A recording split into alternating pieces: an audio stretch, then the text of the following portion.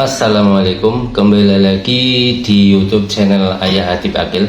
Kali ini malam ini saya mau makan mie sedap rasa kari ya teman-teman ya. Ini hasil karya masak sendiri. Berhubung sudah malam, istri sudah tidur, akhirnya masak sendiri, dimakan sendiri. Oke, langsung saja kita makan ya teman-teman ya. Sebelum kita makan, kita berdoa dulu. Bismillahirrahmanirrahim. Oke, kita aduk dulu ya, karena ini bumbunya tadi belum diaduk. Oke, bismillahirrahmanirrahim.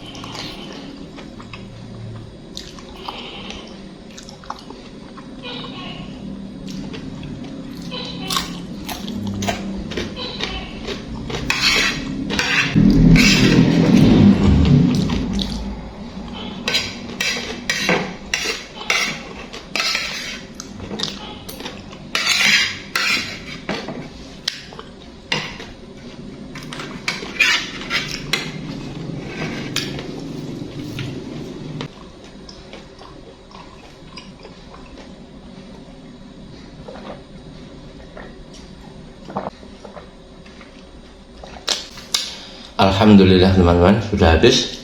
Terima kasih yang sudah mau menonton ya, terima kasih. Jangan lupa di subscribe ya teman-teman, biar channel Ayah Hatip Aqil semakin berkembang ya teman-teman ya.